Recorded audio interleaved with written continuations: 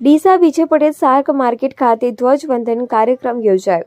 ખેતીવાડી ઉત્પન્ન બજાર સમિતિ ડીસા દ્વારા વિજય પટેલ શાક માર્કેટ ખાતે ધ્વજવંદન કાર્યક્રમ યોજાયો।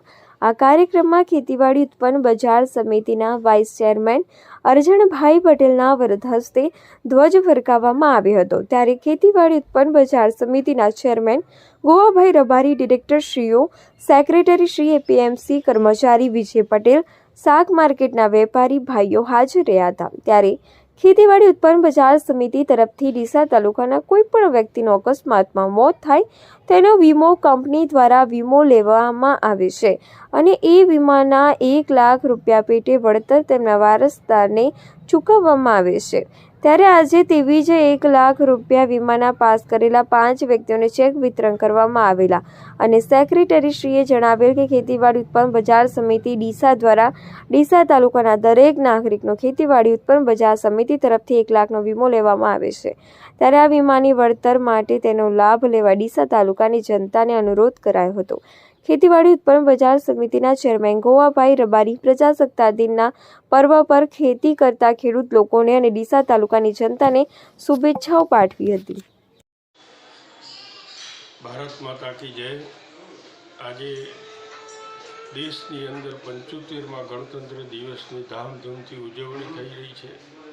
આજનો દિવસ જે દિવસે આપણે સ્વતંત્રતા અને આપણા બંધારણનો અમલ થયો એ સ્વતંત્ર દિવસ કદી ભૂલાઈ શકાય એવો નથી। કંઈક આપણા શૂરવીરોએ એમના પ્રાણની આહુતિ આપીને આપણને સ્વતંત્ર અને આઝાદી અપાઈ છે।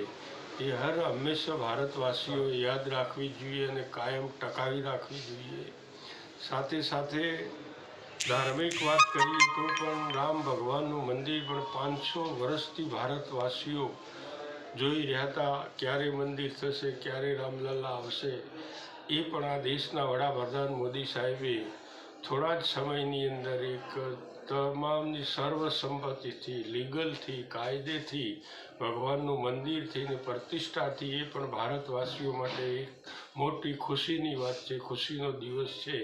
એમને પણ કાયમ માટે આપણે વંદન કરીએ કે વડાપ્રધાન સાહેબે પણ ખૂબ એક ઐતિહાસિક કામ કર્યું છે, ખૂબ અઘરું કામ એને પણ એક સક્સેસ કરીને ભગવાનની પ્રતિષ્ઠા કરી છે। એ પણ ભારતવાસીઓ માટે ખૂબ ખુશી છે અને આઝાદીના ફળ દરેક ઝૂંપડાના માણસ સુધી મળે એ આપણા સૌની ફરજ છે। બધા જ સાથે મળીને સ્વતંત્રતા, આઝાદી અને વિકાસ, તમામનો વિકાસ થાય એ તરફ આપણે વિચારીએ।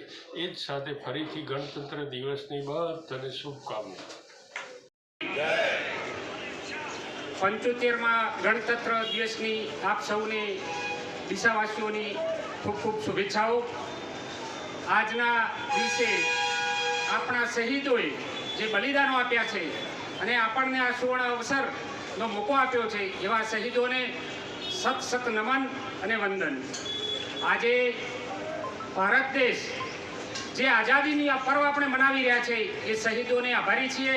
આપણા સમાજસેવકોએ, શહીદોએ અને સમાજની સુધારકોએ જે સેવા ભાવનાથી આપણા દેશની પ્રગતિ માટે જે સ્વપ્ન જોયા છે એ સ્વપ્નને સાકાર કરવાની આપણી ફરજ છે।